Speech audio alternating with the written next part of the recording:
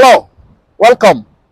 We're in Limerick and we're here to hear a story from Joseph Molloy, who is very, very inspiring, having had to deal with many physical disabilities from birth. He thrived even when those failures struck. Let's listen to him and know what we can take away from this. How are you doing? I'm good, good. Nice to see you again. Thank you, my friend. We've been trying to make this happen and finally happy that we could manage it. At last. And I thank you so much for your willingness also to do this. Not a problem. It's nice. I find your story really intriguing. And I think that, it's a story that we can share through our platform that I know that someone somewhere hearing, your life story would go like, wow, like, if I find, like if you could have done this, then I could also do something or accomplish something myself. Yes. But first, before we go into it, please tell us about yourself. Who is Joseph Molloy? Okay. Who am I? I'm a complicated individual. I was actually born with Spina Bifida, and by the good grace of God, I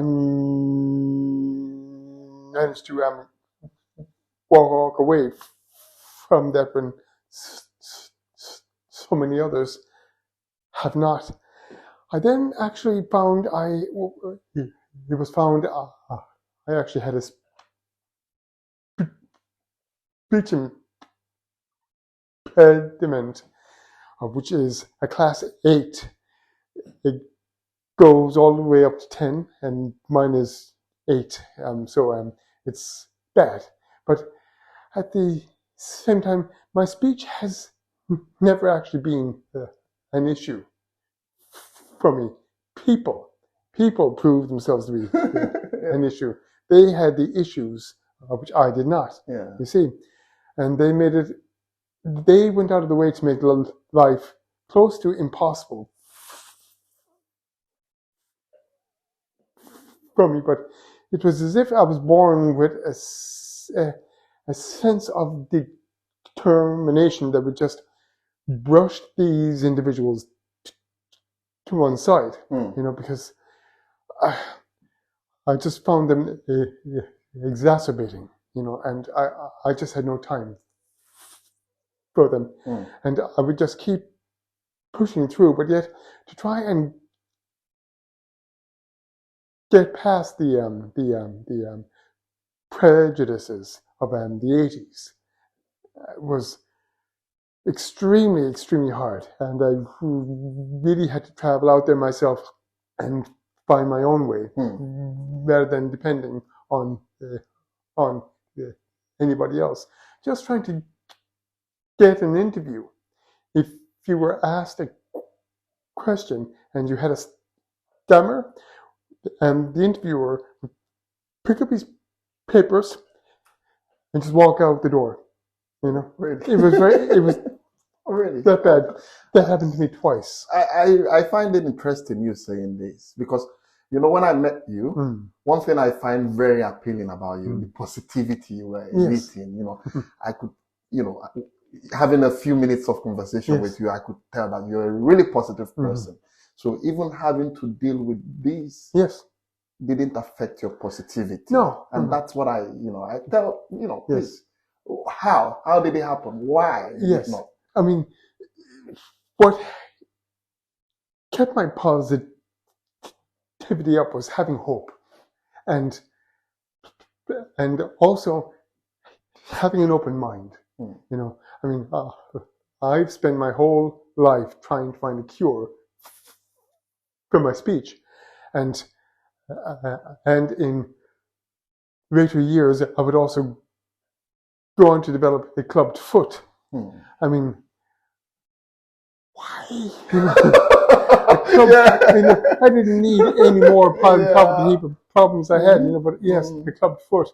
And but of course it was linked back to the Spina Bifida. And it was just constant, because I had something to push for. You know, having an issue is bad, but having a goal. The goal is you're going to beat it, or at the very least you're going to climb over it, or travel under it. You're going to get past it, to a point where it's no longer an issue. It's there, but I don't care. And I was blessed. I just kept pushing ahead. The 90s came, and then the beginning of the boom happened. Throughout the 80s, because Ireland was in a major financial depression, economic, you could say the best of the best all immigrated. And what the government and the social welfare all felt as if they were stuck with was the worst of the worst. But the reality was, we turned out to be the best of the best, because they then had no choice but to employ us, whereas before they did everything to keep us out because we weren't perfect. And we built back up our country throughout the boom. I find this very interesting, because I remember also when I was having the conversation with you, at what age, did you start with all these complications? So, the speech. Yes. At what age did you start speaking? Yes.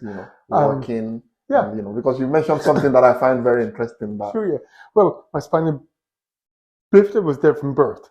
And they fixed that, thanks be to God. It was actually a woman surgeon who operated on me in 1969. And here in Ireland, which was unheard of at that time. I can imagine. And my speech impediment was there from, according to my mum, my very first words were stammered. Now, if you ask an Irish speech therapist, can a person be born with an active speech impediment? They will instantly say, no, that's not possible. No. And it's possible. If you have the genes, and it takes 3, and you can bet that the individual can actually start as early as those 3 genes are active, and so I started very, very early. I hadn't any issues when I was very, very small with people. It was when I grew older, say about 7, 8, 9, 10, then all hell kicked loose. I felt as if I was up against the whole town. Gangs. Limerick loves its gangs. I've heard. They seem to nurture them, they grow them, they breed them. And it was as if every single gang tossed a coin to see who would be next to come after me. I was being attacked every day in school. And of course, all the teachers were turning a blind eye. The principal was turning a blind eye. Everybody was turning a blind eye. I couldn't turn a blind eye. I was on the receiving end of it. And eventually my father, he threw me into karate. Right. So, and I learned that, and which was handy, because I was up against people who hadn't a clue about karate. I can't imagine. So, then I became hooked on the training. Yeah. And I decided I would then move to Taekwondo. And I did that for a few years. And I then changed to boxing. And everything helped me to fight the gangs and the individuals, you know. I mean, I just want to point out here, I hate violence. I hate having to fight. Now, I haven't had to fight in 25 years. 25 years, which is a blessing. But, you know, now, the last time I was attacked wasn't because of the speech. I was just attacked because the person thought they could. That did not work out very well for the individual. Picked the wrong person, you know. Whoops. You know? Oh, yeah. But, you know, but it was over very, very fast. Oh, yeah. I can imagine. You know? Some Bruce Lee kind of. Yeah, well, look, it's handy to actually have it. It's handy. It's handy to be able to apply it only when you need to. Well, yeah, you know? self-defense. I mean, I'm blessed in the sense that I'm not known by the cops or anything like that, and I take great pride in that. I would be ashamed of my life if I was ever approached by the cop, you know. And so I have no problems with staying on the right side of the law, you know. But yeah, if it wasn't if it wasn't the speech, it was the way I walked. I mean, for quite a few years, my feet were both turned in. You see, and I was constantly being abused over that, and eventually, I was offered an operation, and just the dread of the thought of the operation forced me to train my feet to turn out by themselves. You know? It works, you know. And you know, the power of the mind, yeah. And you know, and I trained both my feet to turn out, and that was great. That worked for donkey's years, but unfortunately, my left leg would start to give me issues when I joined with the Parks Department. I became a horticulturist with the Parks Department, and I actually will be with them for 21 years. And but for the first 12 years, my foot was slowly but surely going over more and more and more in the soft soil and the uneven ground and the soft grass and everything else, and eventually it became clubbed. And but it took 12 years, and I can assure you it was a painful few years because it's not a natural position for your foot. Eventually, it decided one day, and I was actually wearing Wellington boots on a very wet, sloppy day, and the whole foot and leg swelled up like a balloon inside the Wellington, and the boot had to be cut off me. Now, the leg was fine. It wasn't touched by the blade, but it had to be removed out in the regional. And they removed the muddy, sloppy boot and threw it in the bin. And my whole leg and foot was just horrible. And they said, "Okay, it looks like you have a clubbed foot." I said, "What?" "Yeah, it looks like you have a clubbed foot." And that was the start of that. And eventually I was placed into a brace. I had a brace on my leg. I have it off at the moment because it's easier to actually walk around my own house. And but the brace changed everything. It meant I could actually it meant I could actually keep on working. And that proved itself to be a blessing for quite a long time. And now, I went through quite a lot of braces because not one of the braces are built for the great outdoors. And what they were expecting of me is what they always got from the vast majority of individuals with clubbed foot. You place on the brace and then you go home. You don't do outdoor work. And I just placed on the brace and I went straight to work. And that was great. The brace lasted 2 weeks, 700 and odd quid. And I had to replace it again. And they kept replacing them for quite a while. And then they said, okay, maybe it's time for an upgrade. And I said, okay, we'll try an upgrade. That cost me over 1,000 quid. You know, and that lasted 3 months because of the repetitiveness of the work. The brace would just snap, you know. Eventually, he said, look, there's this brand new hinge. It's a titanium hinge, and the Germans have just made this, and it's under patent at this moment in time. And I was told out in Croom, is there any chance that we can make a film of you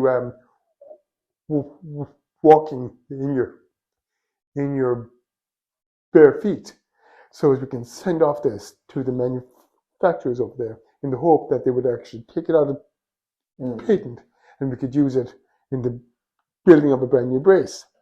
And I said, okay. And I walked up and down, and it was horrible. It looked and felt horrible, but he recorded everything, sent everything off, and the Germans said, okay. And they removed the titanium hinge out of patent. They sent it over here, and they placed it into a fiberglass brace, and that brace was the only brace that never actually broke, ever. And by God, I tried. I do everything at it, you know, climbing trees and everything else. But yeah, it proved itself to be a godsend, you know. It's really nice, you know, like how you said it, like even with, you know, all these, and you make it sound so kind of, it's nothing. Yeah, but I can imagine. It's just another Tuesday, you know. No, I don't think it's like that. Well, at the time, it wasn't. It was hard. It was very, very hard. And I was struggling quite an awful lot, you know. I mean, if you have a clubbed foot and you're trying to walk in it, even with a boot on, it's extremely sore, you know, because your foot is just not meant to be in that position, But like that, but I think you mentioned sometime you compared yourself to Forrest Gump. Forrest Gump, you know, the way you had to, you know, even with the club foot, still really had to train yourself. And I can tell now from what you're saying that it was not an easy venture. No. It was you actually have to keep pushing and trying new things. Even the people out in Croom were, now the individual out in Croom comes from the St. James's up in Dublin. It's the orthotic and prosthetic unit up there, and he travels all the way down to Croom, and he is the man who would actually play his part in the building of my braces. And even he said, I was only one of 2 individuals in the Republic of Ireland who was actually working in my kind of work outdoors, you know, at that time, you know, and with a clubbed foot. And, you know, so it was extremely rare. And, but the vast majority of people with clubbed foot and a brace, they basically do their best to take it as easy as possible. On the foot. Yeah, because they don't want to break the brace. But either way, as long as I was working, I was being paid, and I could pay for a brand new brace if the brace actually went, So, but now I take things easy because I'm actually retired. There's no way in God's blue earth I could actually accumulate that amount of cash and replace it again, Then going in the same line of thought, you mentioned something about, and this ties in with the dreams and failure kind of thing. Yes. I'm sure, despite all the disabilities in quote, you had dreams, you had aspirations. Oh, yeah. Yes, of course. And you kind of tried to pursue it. Yes, of course, yeah. And at the same time, you had your failures and you had your own, setbacks. Yes. How did you manage it with everything going on, irrespective of the fact that you were put on braces and had to go to work? Yeah, of course. Yeah. That shows that, work has to be done, and you kept going, yes, of course. Irrespective. And you said, okay, between surgery and doing the work needed, you chose to do the work, yes, yeah, and that it actually turned out good. Yes. Tell more about this. I mean, please. Look, horticulture was my dream. Now, it started out as an environmental thing. I was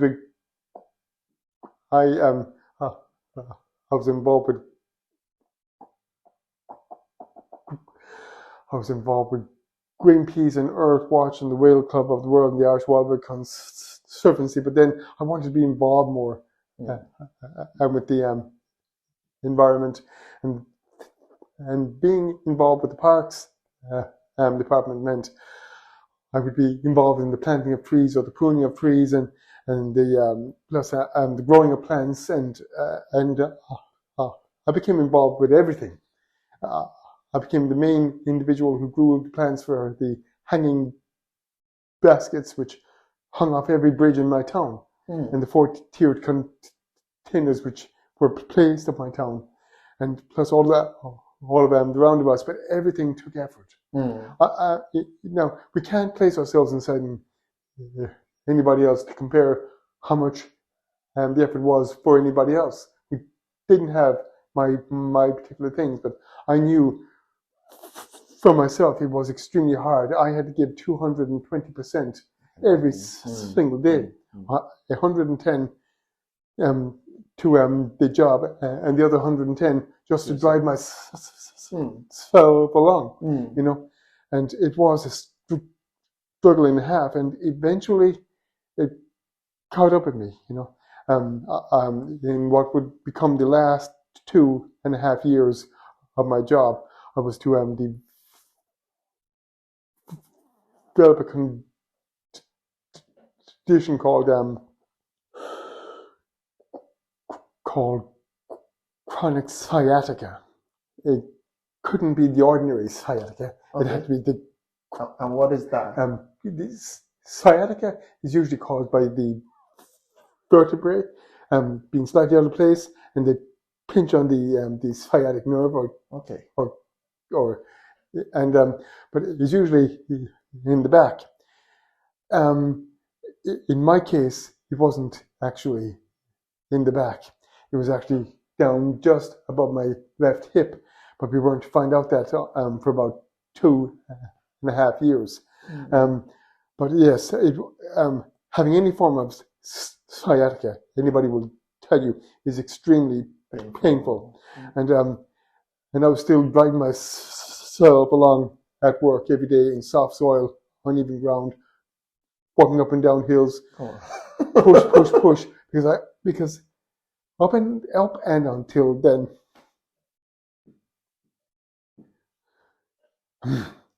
nothing had ever beaten me. And I was determined I was going to beat this, just like I beat everything else. And it just, at first, it needed a trigger, Now, practically everything in the parks was a trigger, but it would take a while to actually build up. That would be for the first year. Now, in the first year, the medical side threw absolutely everything at it. I have to say, fair play to them. They gave me every kind of medication they could to try and alleviate it, but nothing worked. In fact, I have to say, because it's me, it backfired on me. I ended up in hospital once. My kidneys actually became very, very bad over 2 of these pills. And then the next ones I was on somehow managed to shut down my motor skills for both my arms. So both my arms were like this, for about 6 hours. And it was so I was stopped. Okay, we're not playing this one anymore because I think at that stage they were slightly afraid of being sued. That wouldn't have happened, but I'd say, but I was also doing the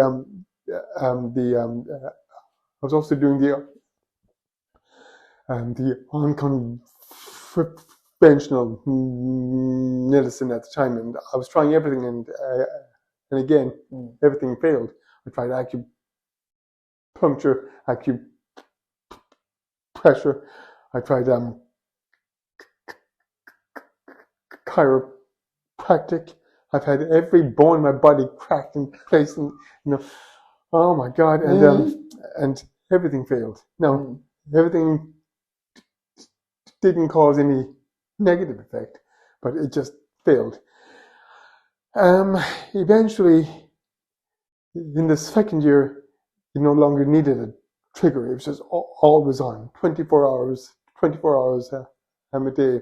And I even ended up outside in the regional 4 times, and they had to give me ketamine, which is horse tranquilizer, because the pain was just so intense. Even morphine didn't even touch it. So they basically said, okay, we'll just knock you out cold instead. And that actually helped, because I'd wake up and the pain would be back down from what I would refer to as stratospheric, back down to chronic. I could deal with chronic, but this doesn't sound good. Stratospheric, you're screaming. I mean, you're screaming like a girl, so, and you're passing in and out of consciousness as well. Very, very bad. But yeah, then in February of 2018, I just had enough, because all of the time my work was being whittled down, because it was being whittled down to what I actually could do. And eventually the pain was so intense, it made even the simplest of jobs impossible. So I had to say, I'm done. And I had to retire. Now, I did try and transfer to a different department in the corporation, but I'm glad that did not happen, due to the fact that because the pain was so bad, I would have ended up hobbling in the front door and crawling out the back. So I'm glad I retired. There is a point where you have to realize you're done. Because if you keep pushing, you're just going to break. More. It's really nice you pointed that out. The fact where you have to be realistic about what are your expectations. But like you mentioned, failures didn't actually stop you from pushing. You kept going. And that is something that I really admire about you. And it's a positive thing and it's a negative. I mean, I could push myself through things up to a certain point. That's where I should have stopped. But to keep pushing myself, because again, as I said, I up to that point, I'd beaten everything. And I just thought that this was just going to be another thing I was going to beat. And because I still had that same level of determination, I applied it to this, and I lost, and I retired, and and I was just in a world of lost. I'd gone from being a hyperactive workaholic with OCD to stopped, and So 95% of me was still wanting to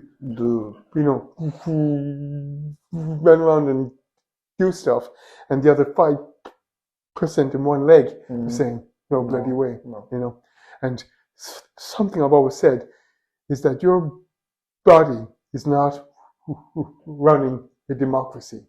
It only takes 1% of you to cause the rest of you to say, no way, stop, And so I was stopped for a whole year. I was in a world of loss and depression and pain.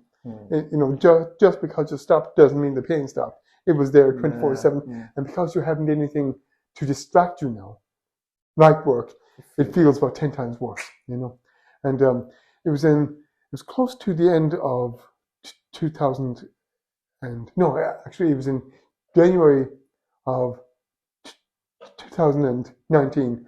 I got picked up by a group called the NLN, the National Learning Network, out in out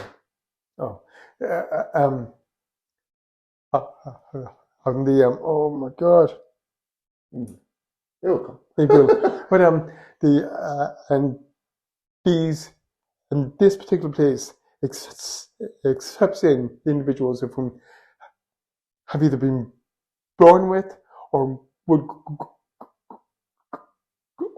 go on to develop issues in life, and you travel out there, and they basically found a place for me. It's a 2-year course in IT and office skills, and it proved itself to be a great distraction. I was surrounded by people again. I could actually talk, and plus they had a great breathe. They had a great therapist out there as well, of which you could talk to every absolutely anytime you needed to, because I had been through so much. I was actually left with PTSD, post-traumatic stress, and so I was in a bad way when I joined up there, and the people were so great, so extremely patient, and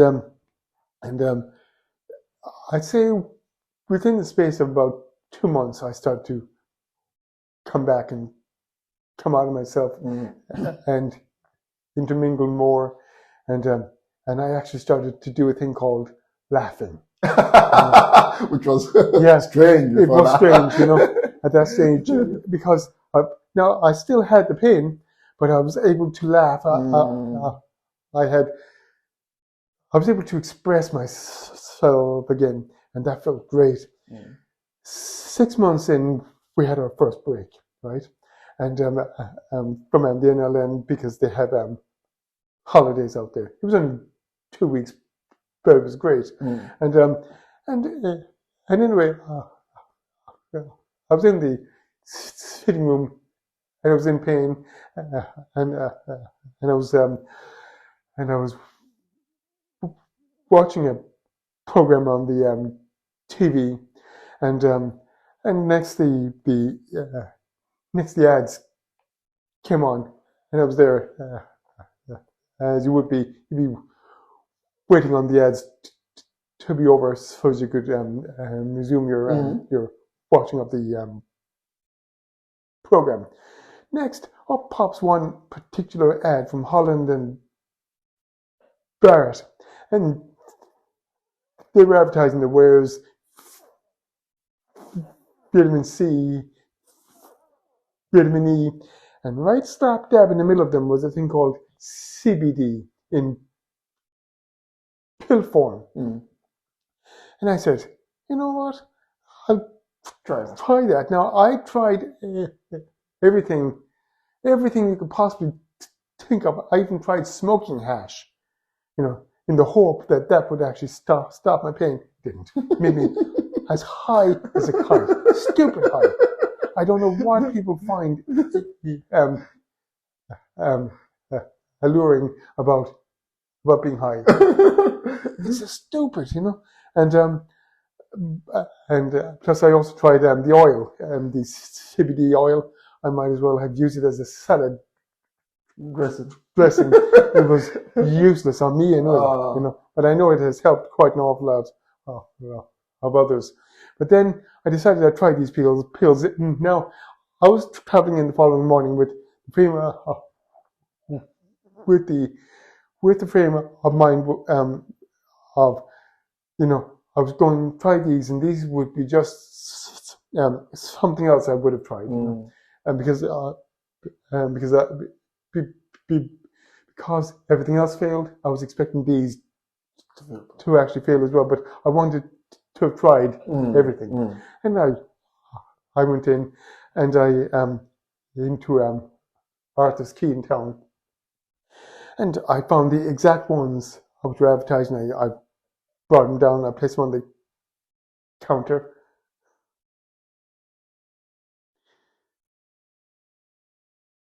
And I was so blessed because the man actually asked, "Now, what are you buying these for?" This was the man behind the counter. And I said, "Oh, I'm buying them for speak Joe, for chronic pain." Now, I'd hobbled in on 2 sticks, you know, so it was fairly opposite. It was fairly obvious, you know, but I said it anyway, and he said, "Okay, I don't recommend these for chronic pain." And he brought him back, and he brought back a smaller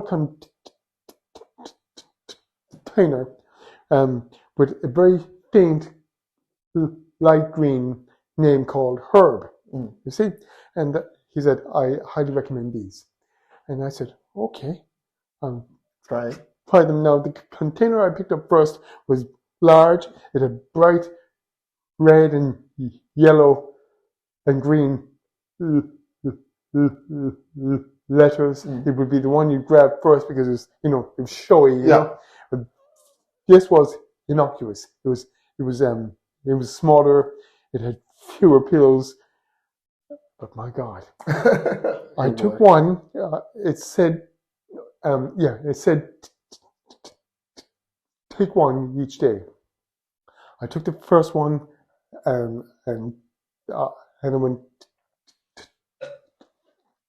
to bed that night. Now, I had to wear a TENS device. It's a device which emits a certain frequency of pulse into the area, which helped lower the pain in some tiny little way. You try everything. I was wearing this for years, and I had it up as far as 10, which is the max, you know. And I took the pill. I went to bed. I woke up the following day.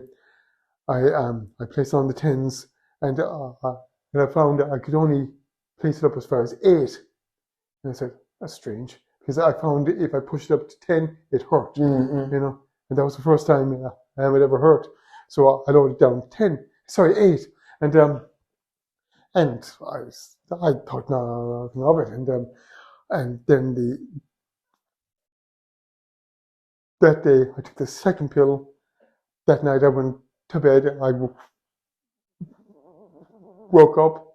I placed on the TENS. I could only stand it up as far as 6. You know. So it's improving. Yeah, I'm becoming curious now, but yet I'm still afraid of what is called a psychosomatic effect. I'm worried in case it's all in my head, you know. Anyway, I took the third pill that day. I went to bed, woke up the following day. Now, I just want to clarify, these are not sleeping pills. You know, I've traveled I'll take the pill in the day and I'll travel up to bed at night. So I woke up on the third morning and I could only place it up to I believe it was about 3 max. And I told the brother at this stage that something serious is happening here. And he said, okay, just see how you feel tomorrow. The fourth day came. I had taken the fourth pill on the previous night. I woke up. Pain gone. Okay. At that stage, it was 3 years. No, it was actually 3.5 years. And it was hell. Pain gone.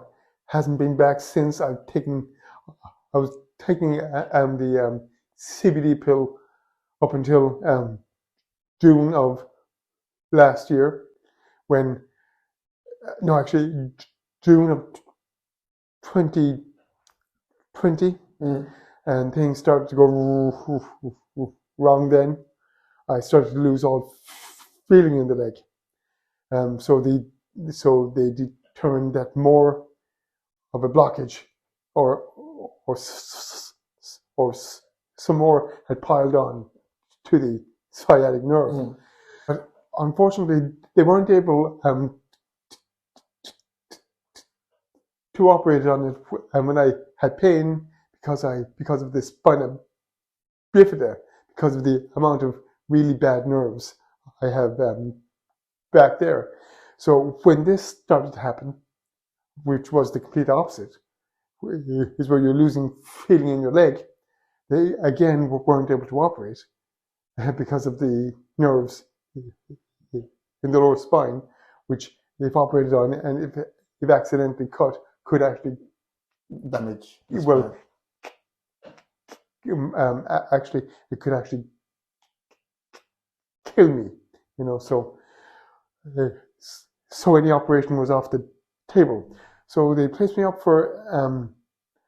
My doctor basically placed out an APB to Europe for help in anything of an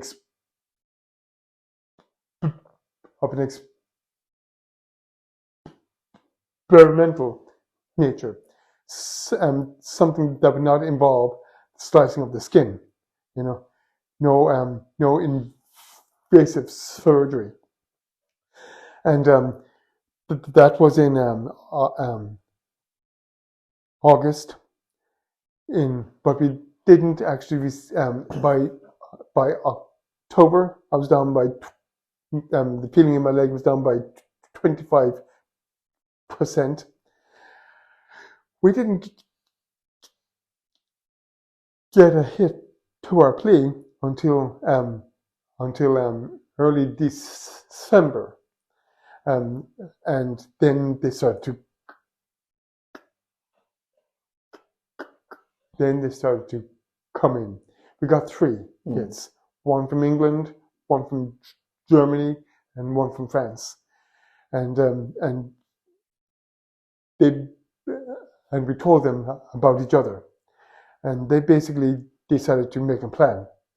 And their plan was that they would all travel over here and set themselves up in different parts of Ireland and with their devices and their people, and the closest one was fairly close.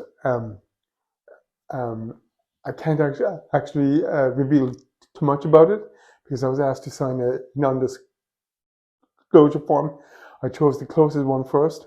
The next one would have been up in Cork, and the third one would have been up in Dublin.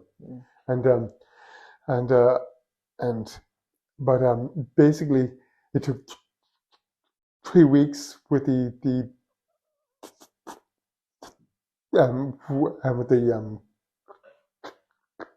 closest one, and it worked.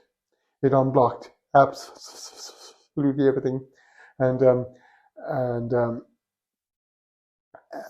it basically parted the blockage, like Moses did The Red Sea.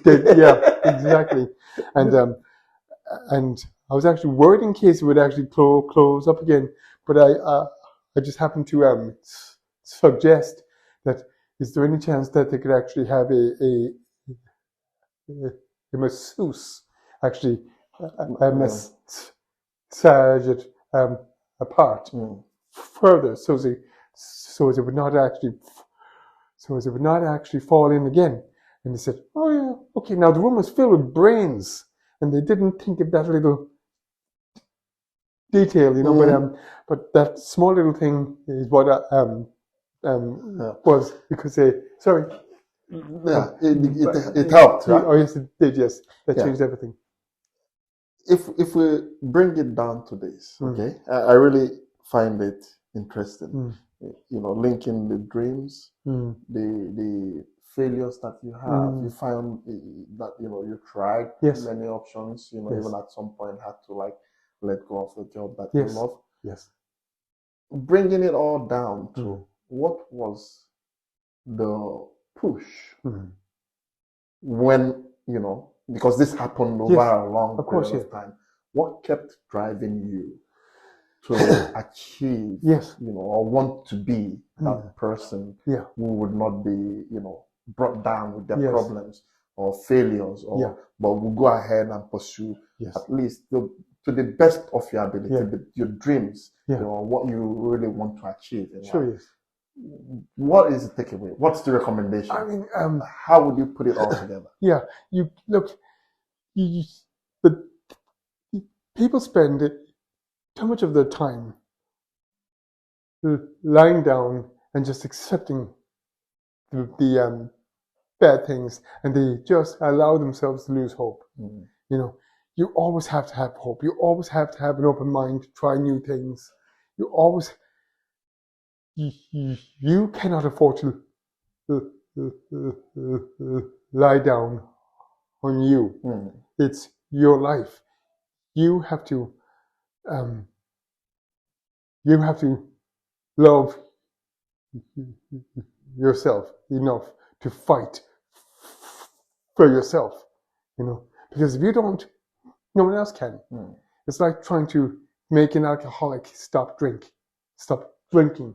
No one else can make a person stop drinking except themselves. You have to push you. You can't expect anybody else to know how you feel and to always be there. You have to depend on you. You have to drive yourself on. You have to keep your mind open to new things. And there's a very old prayer, it's an Irish prayer. God grant me the serenity to accept the things I cannot change, courage to change the things I can, and the wisdom to know the difference. I couldn't change I could not beat these sciatica by driving myself on at work. So eventually I developed the wisdom to know I could not actually beat this by driving myself on. I had to stand still and ask someone, or and ask for help. And even then, by pure chance, it put me in front of an ad. Things happen. Just the ad was the magic. This ad wasn't there at any other time in the 2.5 years. It was there during the time I was standing still. I saw it only when I was standing still, because that was the one thing about the pain. It stopped the hyperactivity, the OCD, and everything else. The workaholic, and forced me to sit still. And it's only then I saw the ad. That was the first step then to recovery. and and straight away then everything just grew, And then when the legs started to go numb, I still had the determination to keep driving forward, keep asking questions, keep hoping, and eventually we got 3 knocks on the door, not 1, not 2, but 3, and from 3 separate countries, all dying to try out the new device on me. And all I can say about this particular device is it's going to revolutionize how a baby's sex is identified inside the tummy of